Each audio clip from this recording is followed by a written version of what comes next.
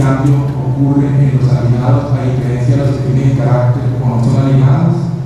¿A qué se refiere esa condición de status quo particular o colectiva si todos se mueven y por este cambio?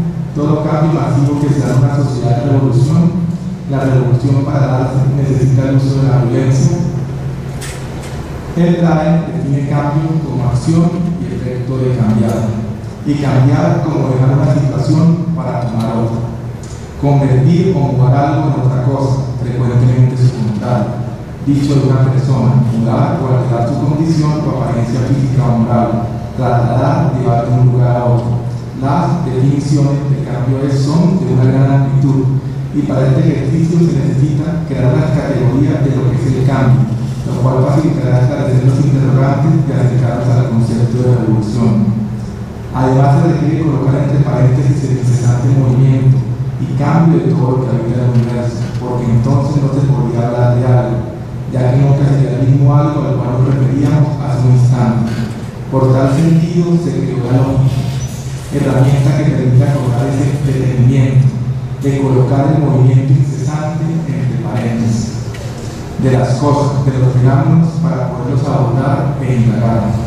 A su vez obliga a dejar la polisemia de emplear las palabras. Comillas.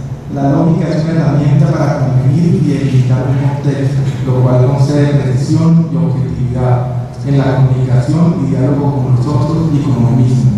La objetividad se explica aquí como los juicios que se encuentren más allá de las opiniones y prejuicios construidos de lo particular y colectivo, más allá de convencernos. Es un salirse de lo que se cree y considerar la verdad absoluta. La lógica es un medio para comprender y darse cuenta que la realidad de las cosas no son la medida del hombre. La lógica, al igual que la ciencia, estructura un lugar común, un acuerdo. Estructurar un acuerdo posibilita poder abordar, estudiar, investigar la realidad como estática, puesto que la naturaleza de la realidad es dinámica, variable, cambiante e impredecible, como lo es cada uno de nosotros. Se acuerda y piensa así, con el otro y con uno mismo, para establecer los fenómenos de la realidad como estable, para poder explorarlo.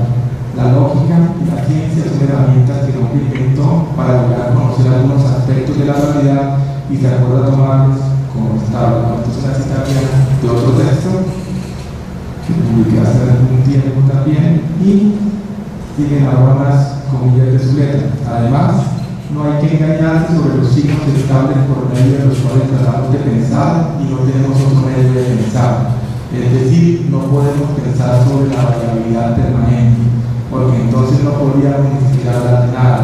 Quiero decir que si todo se transforma sin cesar, no tengo ni siquiera la posibilidad de hablar de nada, porque la palabra que empleo para designar algo ya no la designa en el momento en que la empleo, porque hay una estabilidad de los signos que contrasta con la movilidad de los significados. Eso, según Nietzsche, no es contra la lógica, es la lógica. Las ilusiones que se haga la lógica, sus prejuicios, su esencialismo, su pretensión de desinterés, es lo que Nietzsche condena, pero todos sabemos que formulamos, para ser bien brutalmente simplista, asuntos en los cuales no expresamos nuestra posición ni nuestros temores, sino que nos referimos exclusivamente, por ejemplo, a cantidad. Decimos que 2 más 2 son 4. Desde luego que todos sabemos que 2 puñaladas más 2 puñaladas son ya demasiada cosa, mientras que 2 caricias más 2 caricias son todavía poca cosa. Pero si ponemos entre paréntesis este aspecto del asunto, tenemos que seguir afirmando que 2 más 2 son 4, sea lo que sea. Cierro comillas. Establecido lo anterior, prosigamos con la creación de categorías de cambio y delimitar el contexto desde el cual se van a abordar. Las categorías de cambio las delimitaré dentro de la dimensión psicológica, la cual incluye el aspecto social de la especie humana, esfera en la cual se encuentran las facultades de pensamiento, sentimiento e interpretación, y de acuerdo a cómo se efectúe dicho proceso, así será el modo de conocer y comportarse. Cuando se habla de cambio en psicología, según el psicoanálisis, se refiere a una dinamización, movilización de esquemas, estructuras psíquicas o cognitivas inconscientes hacia la conciencia. Y esa dinamización, movimiento, conlleva un cambio, un salir, un quebrar esquemas y comportamientos con los cuales se desenvolvía en su vida cotidiana humana. Cambia sus interpretaciones frente a los fenómenos, en algunos casos, cuando esa concientización es incompleta, no se asume, se niega o oculta, se le da, en otros casos, una significación a lo experienciado que conceda sostener la economía psíquica o cognitiva. Ese cambio va más allá de las palabras y del argumentativo, retórico, ya que esto algunas veces carece de utilidad para demostrar un cambio. De ahí el mecanismo de racionalización que emplea el psiquismo con la finalidad de cultivar el status quo, un mecanismo de defensa ante el psicoanálisis que creer que hablar de algo es ser consciente de algo, lo cual puede ser un reclutamiento para tomar conciencia de algún contenido inconsciente que queremos mantener reprimido. La racionalización es una argumentación que justifica un comportamiento o actitud, una excusa elaborada, pero el humano no tiene conciencia de ese interés para mantener la economía psíquica. Él considera que por el hecho de hablarlo es algo claro y comprensible, consciente. Sé que soy violento y eso me trae problemas con mi pareja, pero lo sigue siendo. O sé que amar no es sufrir y en sus relaciones afectivas sigue sufriendo y hace sufrir a los cercanos y lejanos porque ama. Las dietas son necesarias para que la sociedad mejore en cambio. Y bueno, sabemos que eso no es tan cierto. Los investigadores cognitivos nos hablan también de las ideas irracionales, esquemas maladaptativos, pensamientos automáticos, que sirven para dar por entendido algo, saltándose el proceso de pensar y lograr mantener los posibles esos mismos esquemas. Para cambiar el forzoso, tomar conciencia de sí mismo, asumir e indagar dicho conocer, actitud que incrementa el carácter. Lograr tomar conciencia de sí mismo y responsabilizarse de ello nos retira de la alienación. Tan solo se puede ser responsable de lo que se conoce, y para conocer es imperioso tener conciencia, percibir el fenómeno. Solamente se puede conocer y indagar aquello que podamos percibir conscientemente en el sentido amplio de su significación. Las categorías de cambio están enmarcadas en las concepciones de Sana de Bogá y Tularín. La fuerza de Tularín se encarga de dirigir las corrientes de la evolución, entendiendo estos cambios como los producidos por aspectos externos y los dados por el ciclo natural de crecimiento, que se parecen y frente a los cuales es necesario adaptarse para poder vivir o, según el caso, sobrevivir. Por ejemplo, una tormenta, un mar tranquilo para navegar, una guerra, una sequía, una bonanza agrícola, ganarse la lotería, y esa capacidad de adaptación se da de acuerdo a la abogada, a la fuerza interior que ya desarrollado un integrante de la especie humana. Acorde a lo anterior, unos humanos harán lo posible por mantener su status quo, otros desarrollarán alternativas con criterio.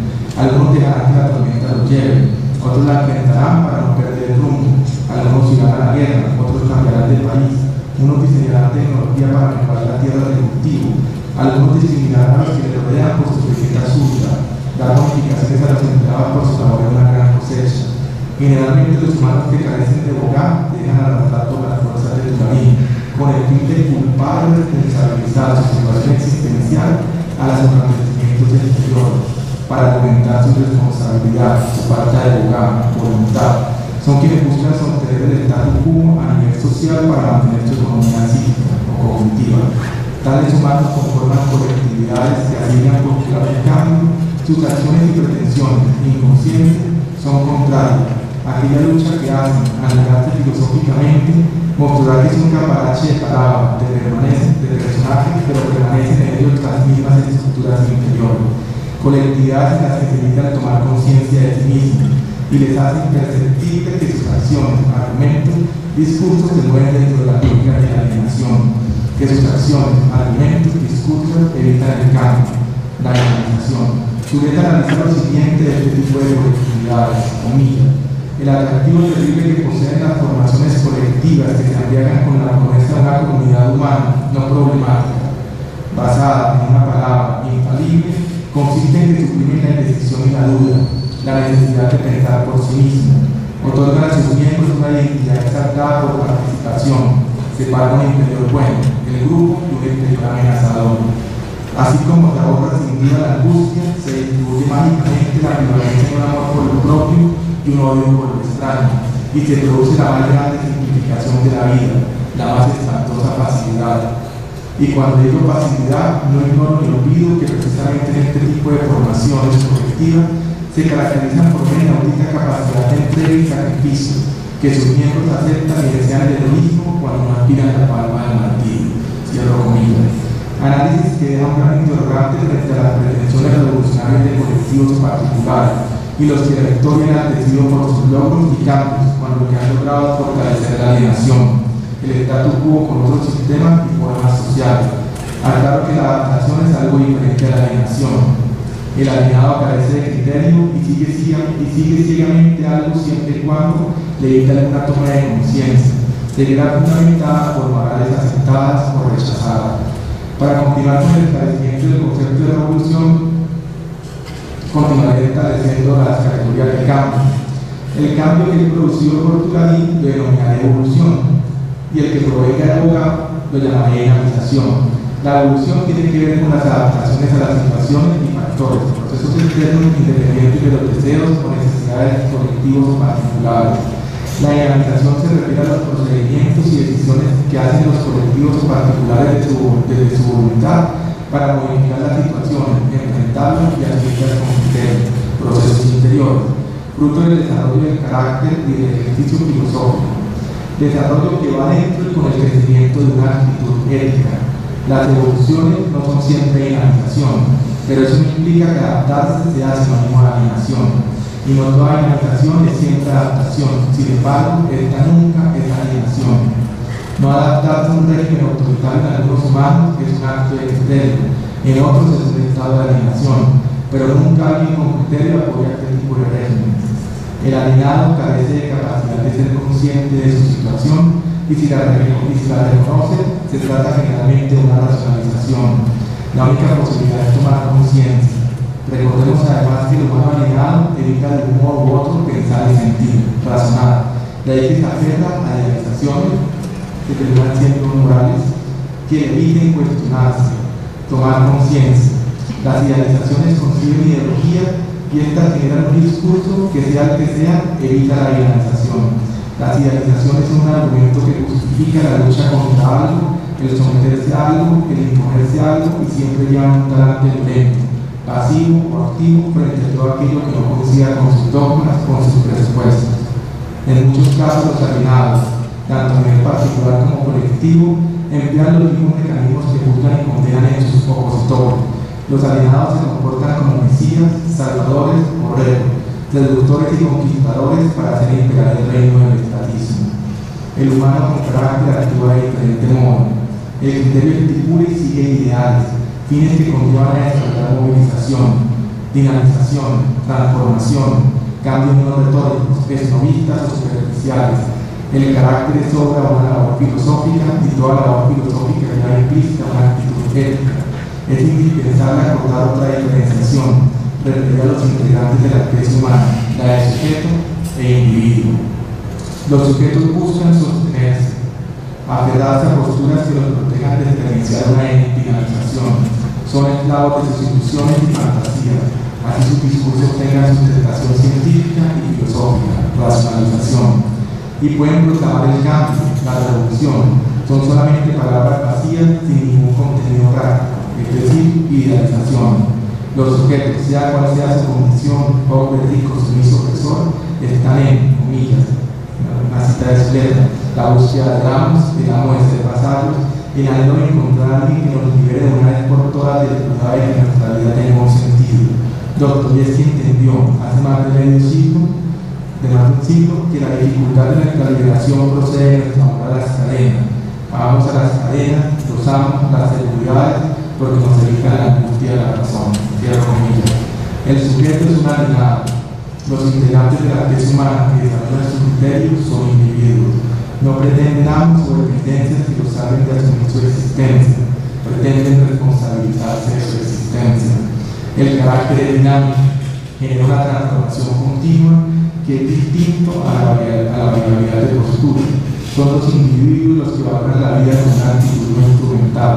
Son los humanos superiores de los cuales nos habla Nietzsche. Humanos libres del sentimiento. Un estudio más detallado se encuentra en la genealogía de la moral del mismo Nietzsche.